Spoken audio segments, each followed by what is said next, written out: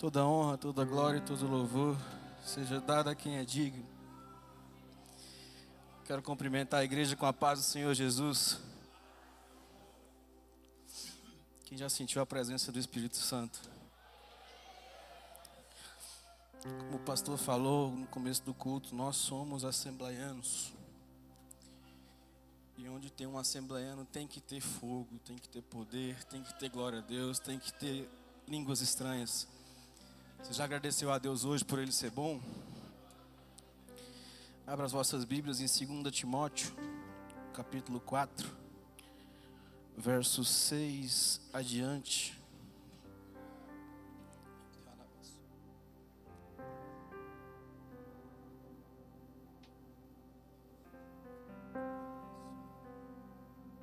Segunda Timóteo, capítulo 4, versículo 6 adiante. Porque eu já estou sendo oferecido por aspersão de sacrifício, e o tempo da minha partida está próximo. Combati o bom combate, acabei a carreira, guardei a fé. Desde agora a coroa da justiça já me está guardada, a qual o Senhor, justo juiz, me dará naquele dia, e não somente a mim, mas também a todos que amarem a sua vinda. Procura vir-te ter depressa comigo, porque Demas me desamparou, amando o presente século, e foi para a Tessalônica, Crescente para a Galácia, Tito para a Dalmácia. Só Lucas está comigo. Toma Marcos e traze-o contigo, porque me é muito útil para o ministério. Também enviei Tíquico a Éfeso. Quando vieres, traze a capa que deixei em Troade, em casa de Carpo, os livros e principalmente os pergaminhos. Alexandre o latoeiro causou-me muitos males. O Senhor lhe pague segundo as suas obras. Tu guarda-te também dele, porque resistiu muito às nossas palavras. Ninguém me assistiu na minha primeira defesa. Antes todos me desampararam, que isto lhe não seja imputado. Mas o Senhor assistiu-me e fortaleceu-me, para que por mim fosse cumprida a pregação, e todos os gentios a ouvissem, e fiquei livre da boca do leão. E o Senhor me livrará de toda má obra, e guardar-me-á para o seu reino celestial, a quem seja glória para todos sempre. Senhor meu Deus e meu Pai, eu estou mais uma vez na tua presença. Quero te agradecer por tudo que o Senhor tem feito. Te peço, Deus, fala com a tua igreja assim como o Senhor falou o meu coração. Quando o Senhor me entregou essa palavra, Senhor, fala com a tua igreja conforme o Senhor falou comigo. Manifesta a tua glória, manifesta o teu poder no nosso meio. Eu te peço, Deus, nos ajude a entender um pouco mais da tua palavra agora. E te agradeço por tudo. Em nome de Jesus Cristo, amém. Podeis assentar, irmãos?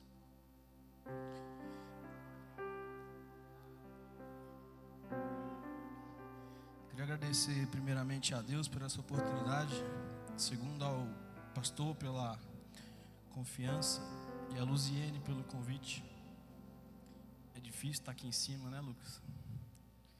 Tanta gente, pregador bom que tem na nossa igreja. O Adilson ali embaixo, Raí, Hamilton, pastor. A gente fica meio com medo, mas eu sei que Deus vai falar assim como Ele falou no meu coração. Vamos cantar mais um louvor, irmãos? Amigos se esqueceram de mim, chorei, mas percebi, dá pra viver. Já vi o alimento faltar e posso afirmar, dá pra viver.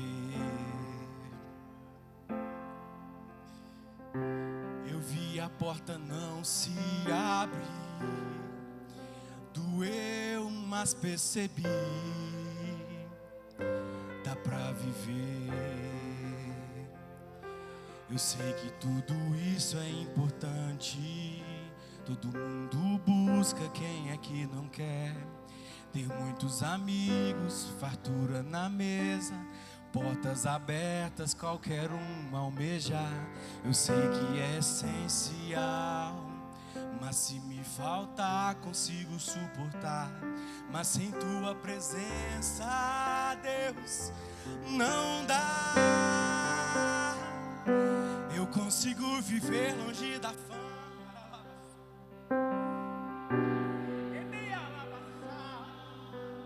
Mas sem Deus não dá. Dá pra sobreviver sem ter amigos e enfrentar a dor de um excluído. Mas sem Deus não dá. Mas sem Deus não dá.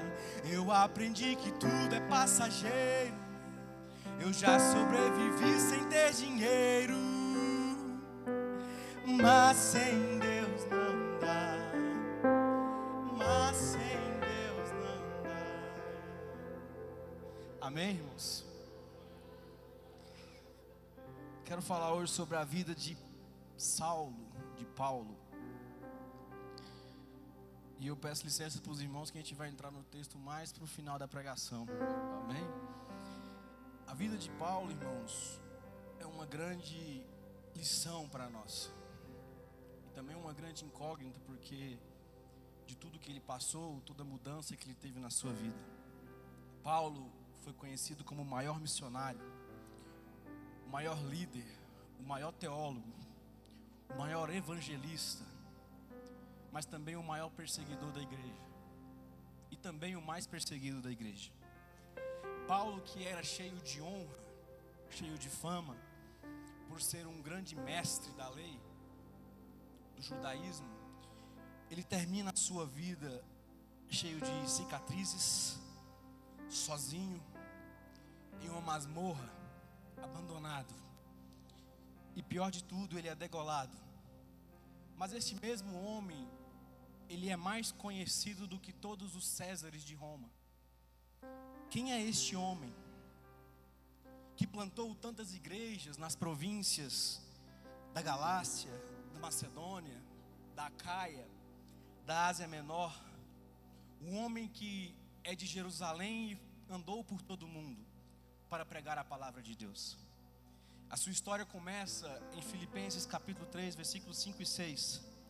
Ele é de Israel, da tribo de Benjamim, circuncidado ao 8º dia de nascido. É da lei dos fariseus e conhecido como um perseguidor do evangelho. Atos 22, 3 vai nos dizer que ele nasceu em Tarso, portanto ele é cidadão romano por nascimento. E ele foi enviado para Jerusalém desde muito cedo, para aprender aos pés do grande mestre Gamaliel. Gamaliel, que era neto do grande rabino Hilel. E ao decorrer do tempo, dentro da sua classe, dentro dos seus pares, ele foi se destacando pela sua inteligência. Ele foi se destacando pela sua personalidade e pela sua liderança. Gálatas 1,14 vai nos dizer isso. E ele se fortaleceu grandemente na figura de um grande defensor, um grande representante do judaísmo no seu tempo. Ao mesmo tempo que Saulo crescia na famosa Jerusalém, na decantada Jerusalém, havia outro rabino que não era da decantada Jerusalém, que ele era lá de Nazaré, da desprezada Nazaré. Que ele também crescia, mas ele não crescia com as mãos nos livros estudando, mas ele crescia com as mãos calejadas de trabalhar na carpintaria de seu pai. Este rabino, que aos 30 anos foi batizado no Rio Jordão por João Batista, e ali então começou o seu ministério. Este rabino que, quando pregava, a história vai nos dizer que era diferente dos escribas e fariseus. Por quê? Quando ele pregava tinha autoridade, quando ele pregava tinha poder, quando ele pregava cegos viam, surdos ouviam, mudos falavam, pessoas que já estavam mortos ressuscitavam. Ele transformava água em vinho. Ele fez prosperar onde não tinha nada. Ele fez muito, e tantos milagres que ele fez. Mas então começa uma grande perseguição. Começa a ser caçado, vigiado e perseguido pelos escribas e fariseus. e com uma trama muito conspiradora, composta por traição, prenderam-no e contrataram testemunhas falsas para o dia do seu julgamento.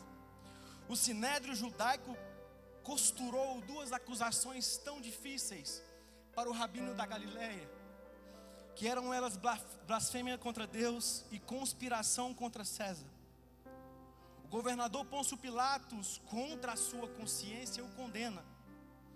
E a pior morte de todas, a morte de cruz. O sepultamento, para alívio do sinédrio judaico, acontece. Entretanto, o primeiro dia da semana seguinte, o túmulo dele, do Rabi da Galileia, é aberto de dentro para fora. O Rabi da Galileia morreu, mas ao terceiro dia ele ressuscitou. E assim ele ressuscitando, ele está no nosso meio essa noite. Então, em vez de você ficar parado, adore o Rabi da Galileia, porque ele vive e está no nosso meio. Quando ele ressuscita então e vai para os céus, aí se levanta a figura de Saulo. Saulo de Tarso, que se levanta como um grande braço de ferro do sinédrio judaico e começa a perseguir implacavelmente, impiedosamente a igreja que nascia. O Novo Testamento nos apresenta dois quadros da vida de Saulo. O primeiro quadro, o Novo Testamento nos diz que ele era uma fera selvagem. Atos 9:1 vai dizer que ele respirava ameaça de morte. Essa expressão no grego quer dizer que aquela fera selvagem está pronta para atacar aquela presa. Ele está respirando a morte daquela presa. A Bíblia vai nos dizer que em Atos 8:3 que ele entrava nas casas e nem respeitava domicílios domésticos. Este homem, em Gálatas 1:13, vai dizer que ele não só assolava, mas ele também devastava a igreja do Senhor. Atos 9:21 vai nos dizer que ele exterminava os discípulos de Jesus. Ou seja, todo mundo sabe que extermínio não é apenas bater, não é apenas açoitar, mas é sim matar o povo de Deus. Ele persegue o caminho do povo de Deus. Atos 22:4 vai nos dizer que ele perseguia o caminho, ou seja, ele perseguia a religião de Deus. Ele perseguia a religião de Deus. Ele perseguia o povo que seguia a Deus. E ele perseguia o Deus dos crentes. Atos 26:9 diz que ele entendia que ele tinha que fazer muita coisa contra este Jesus. Atos 26:10 vai nos dizer que ele encerrou não poucos, mas muitos cristãos daquela época. E todos os cristãos que ele matava tinham a marca dele, ou seja, Saulo era um grande serial killer. Saulo era um grande assassino em série daquela época. Ele perseguia em todas as sinagogas. Atos 26:11 vai nos dizer que ele entrava em todas as cidades vizinhas, pegava aquele povo e não só açoitava, mas também fazia uma pressão psicológica. Ou você nega Jesus, ou eu vou te bater. Ou você nega Jesus, ou eu vou maltratar a sua família. Ou você nega Jesus, ou eu vou te matar. O outro quadro que o Novo Testamento nos mostra é em Atos 26:14, que ele era um touro bravo. Saulo, Saulo, por que me persegues? Dura coisa te é recalcitar contra os agulhões. Todo mundo sabe que agulhões é usado para domar touro bravo. Então o Novo Testamento mostra Saulo como um grande touro bravo. Mas a Bíblia permite a gente pensar que todas as vezes que Saulo maltratava um crente, perseguia um crente, os agulhões iam na carne dele e o mostrava que ele estava errado. O Espírito Santo mostrava para ele que ele estava errado. Mas Saulo tinha convicção do que ele estava fazendo estava certo. Mas um dia,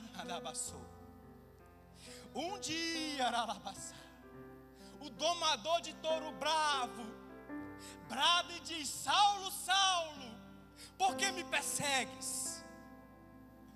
E Saulo então cai no chão. Eu não sei a sua vida, eu não sei o que você vem fazendo até aqui, mas hoje o agulhão de Deus está cutucando alguém e dizendo: é tempo de voltar, é tempo de entrar no caminho, é tempo de estar na presença de Deus. Agora o maior perseguidor da igreja está no chão caído.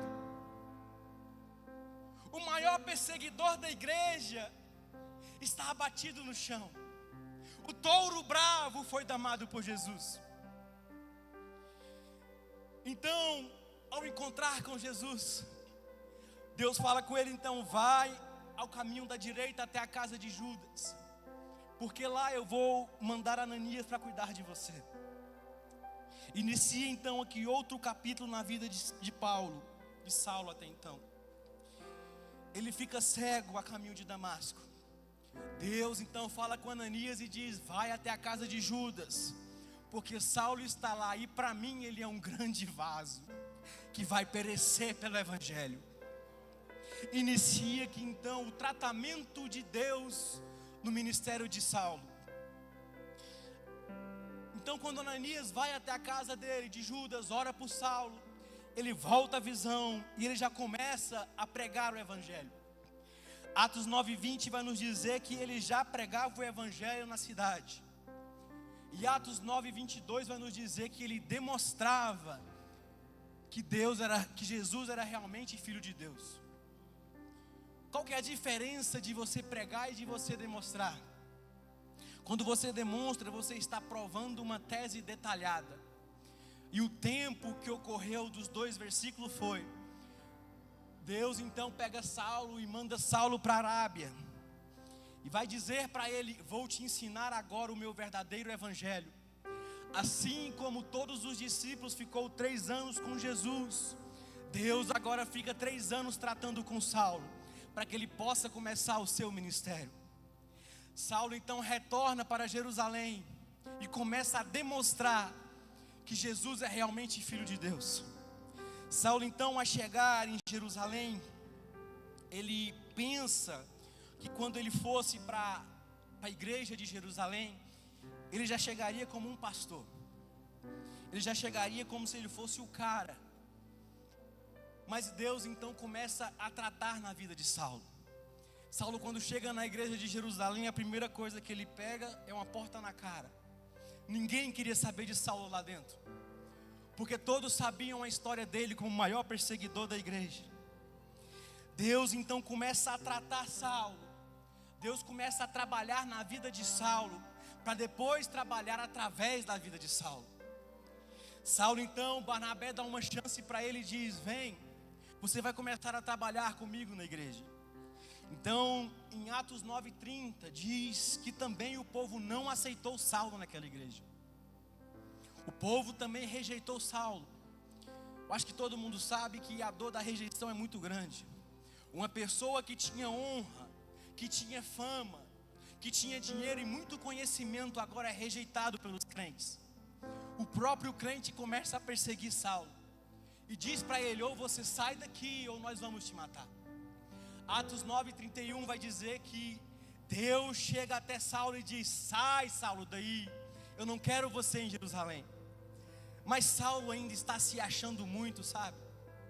Fala para Deus: Deus, mas eu tenho conhecimento, eu vi Estevão morrer, eu sei falar do teu evangelho agora, eu preciso ficar aqui. Deus então junta uma turma e expulsa Saulo dali. Saulo agora vai para onde? Vai para Tarso.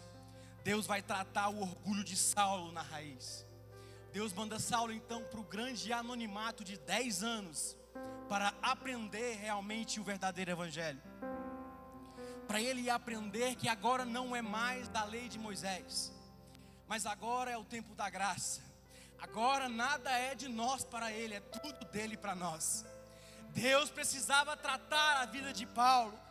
Deus estava trabalhando nele para depois trabalhar através dele. Deus estava dizendo: Saulo, eu não estou interessado em quem você é, em quem você faz. Não, eu não estou interessado no que você vai fazer. Eu estou interessado na sua mudança de vida, no que você pode fazer quando eu te mudar. Deus então começa a tratar Saulo. Por 10 anos no anonimato, ele aprende que agora é tudo através dele e nada depende de nós. Atos 11 vai nos dizer que há um grande avivamento na Antioquia, e a terceira maior cidade do mundo naquela época. Atos 11, 25 vai nos dizer que Barnabé lembrou de Saulo. 10 anos depois, Barnabé então lembra de Saulo e o busca lá em Tarso, para que ele possa começar a fazer a obra de Deus. Deus pegou Saulo, Deus tratou com Saulo, Deus derrubou o seu orgulho para agora trabalhar através de Saulo. Saulo então começa a trabalhar na Antioquia e fica lá por 1 ano, pregando a palavra de Deus, ganhando muitas almas para Jesus. Ou seja, Paulo agora, o Espírito Santo toca em Pedro e diz: manda Barnabé e Saulo. Mais uma vez, Saulo não é o titular, mas ele é o reserva. Então, quando ele foi para Páfios, João, primo de Barnabé, também está com eles. O procônsul daquele lugar, de Páfios, se interessa pelo evangelho, mas o seu mágico começa então a caçoar de Saulo e de seus discípulos. Saulo então olha para ele e diz: está repreendido, que você fique cego agora no nome de Jesus. O mágico então fica cego, e o procônsul abre os seus olhos espirituais, e agora Saulo não é mais Saulo, ele é Paulo, seu nome romano, Paulo, escolhido de Deus para fazer a obra dele. Deus então levanta Paulo, que começa a sua caminhada, começa a pregar nas províncias daquele lugar. Paulo, a Bíblia vai nos dizer que todos os lugares que ele passava, ele deixava igrejas estabelecidas, ou seja, igreja construída, igrejas que possam seguir sozinho. Paulo então começa a andar, ele tem uma desavença com Barnabé, e ele é enviado para fazer a obra de Deus com Silas. Paulo e Silas vai a caminho de Éfeso, e lá ele é apanhado em praça pública. Ele apanha naquela praça pública, ele é açoitado e ele é preso. Paulo e Silas estão presos neste momento, mas ao invés de reclamar, eles começam então a adorar. Eles começam então a dizer que Deus é bom, que a tua misericórdia é para sempre. Sem reclamar, eles começam a cantar, e Deus tem um terremoto que abre aquela prisão. O carcereiro, sem saber o que poderia acontecer, entra em desespero e fala: como que eu posso fazer para ser salvo? Paulo então ganha aquele carcereiro para Jesus. Na província de Filipos, ele é preso. A caminho de Éfeso, ele também é preso. Deus faz um grande naufrágio e manda ele para Malta. Ele ganha a cidade de Malta para Deus. Então ele retorna para Roma, a sua primeira prisão. Naquela prisão dele em Roma, ele começa a questionar a Deus, que ele queria continuar pregando o evangelho. Deus então dá mais uma chance para ele, e ele é solto. Mas Paulo não vai para uma cadeira de fio, Adilson, para descansar. Paulo vai fazer missão. Paulo vai ganhar almas para Jesus. Aquele homem que tinha toda a honra, agora é um homem que é direto açoitado, é apedrejado. O homem que já foi preso 2 vezes, vai para a sua terceira prisão, mas ele sabe o que ele está fazendo é para Deus. Ele sabe o que ele está fazendo é para a honra e glória do nome do Senhor Jesus. Ei, sabe o que Paulo diz? Para mim, o viver é lucro e o morrer é Cristo. Ou seja, o que eu posso fazer é dar a Ele honra e glória para todos sempre, amém. O drama de Paulo então volta de novo. Nero então faz uma conspiração na sua própria cidade, no seu próprio império, e coloca fogo sobre todo o império de Roma. E ele fica lá de cima do seu castelo olhando Roma pegar fogo. Roma pegando fogo e todos sendo queimados. Há um grande derramamento de sangue. Mas para a honra e glória do Senhor Jesus acontece algo extraordinário. Das 14 províncias de Roma, 10 pegam fogo e 4 não pegam fogo. Essas 4 províncias eram elas todas cristãs, judeus cristãos. Então Nero começa a costurar uma conspiração contra Paulo. Nero então manda prender e matar todos os cristãos dessas 4 cidades, dizendo que foi eles que colocaram fogo sobre Roma. E a Bíblia vai nos dizer que faltou cruz para matar tanto crente. As pessoas estavam sendo enterradas ali, jogando, pronto, o corpo, acabou. Porque mataram tantos cristãos que ninguém imaginava a quantidade que era. Nero começou a costurar isso e colocou tudo incultado em Paulo. Paulo, neste momento já velho, é preso pela 2ª vez em Roma.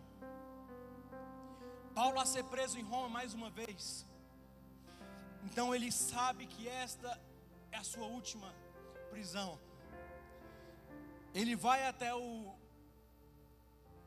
seu julgamento e as pessoas então o condenam à morte e ser degolado. Então ele entra neste versículo que a gente leu. Paulo era preso como um bandido malfeitor. Ninguém foi ao seu favor no dia do seu julgamento. Por ser um cidadão romano, ele não podia ser crucificado, mas sim degolado. E ele começa então a fazer uma autoavaliação do que ele fez para Deus. Paulo pode ser isso tudo, pode ser o maior teólogo, pode ser o maior evangelista, mas ele não é super-homem. Ele é homem, ele tem sentimentos. E ele começa então a repensar sobre o que ele fez. Ele faz uma avaliação do seu passado no versículo 7. Coloca para mim, meu filho, por gentileza. Combati o bom combate, acabei a carreira e guardei a fé. Tudo o que ele podia fazer para Cristo ele fez. Ele começa então a pensar sobre o seu presente, o versículo 6. Porque eu já estou sendo oferecido por aspersão de sacrifício, e o tempo da minha partida está próximo. E ele começa a fazer uma avaliação do seu futuro, versículo 8. Desde agora a coroa da justiça me está guardada, a qual o Senhor, justo juiz, me dará naquele dia, e não somente a mim, mas também a todos os que amarem a sua vinda. Ele está no corredor da morte. Ele tem convicção do que é dele. Ele sabe que o céu está esperando ele. Ele sabe que vai ser dolorosa a sua partida, mas ele tem convicção de que algo maior te espera. No versículo 9 ele demonstra solidão. Procura vir ter depressa comigo. Ou seja, Timóteo, vem. Eu estou sozinho, eu preciso de alguém comigo. Ele se sente abandonado, versículo 10. Porque Demas me desamparou, amando o presente século, e foi para Tessalônica. Crescente para a Galácia, Tito para a Dalmácia. Ele foi abandonado por muitos. Ele estava sozinho neste local. Ele teve privações emocional, mental e física. Versículo 13. Quando vieres, traze a capa, ou seja, aqui está frio, eu estou numa masmorra, eu sou velho, traz uma capa para mim. Em casa de Carpo, os livros e principalmente os pergaminhos. Isso me chamou a atenção, irmãos, porque mesmo ele sendo velho, mesmo ele estando no último estágio da sua vida, sabendo que a morte era certa, ele queria o que? Ele queria escrever e ler. Ele queria ler, estudar sobre a vontade de Deus, sobre Deus. E então, ele acaba sem medo, e ele está animado com essa vida que é a vindoura. No versículo 17 é o que mais me chama a atenção, o que mais me encanta. Sabe por quê? Todos os desprezaram, as pessoas o abandonaram, o homem com muita honra o deixou, com muita fama, ele tinha muito dinheiro e estudo, todos os largaram, mas o Senhor assistiu-me e fortaleceu-me, para que por mim fosse cumprida a pregação e todos os gentios a ouvissem, e fiquei livre da boca do leão. Irmãos, a Bíblia me permite pensar, ela não narra como foi a morte de Paulo, mas eu imagino o carcereiro Adilson pegando o nome dele escrito, vai lá e busca Paulo. Ele pega o moinho de chaves, o nome de Paulo e vai andando pelo caminho. Paulo sabe que é o seu último estágio da sua vida. Carcereiro então olha para ele e fala: Paulo, venha que agora chegou a sua vez, a sua partida chegou. Eu imagino o carcereiro perguntando para ele: há algo que você queira falar, Paulo, para você acabar a sua vida feliz? Eu imagino então Paulo olhando para cima, levantando as mãos e dizendo: a ele seja dado toda a glória, para todo sempre, amém. Paulo passou por tudo, foi desprezado pelos próprios crentes, foi abandonado por quem mais ele ajudou, teve o sentimento de ingratidão, mas ele sabia que o que ele fazia era por algo maior, era por algo maior, era por um benefício maior. E o evangelho foi pregado através da vida de Paulo. E é isso que Deus tinha para falar com os irmãos. Amém? E Deus abençoe.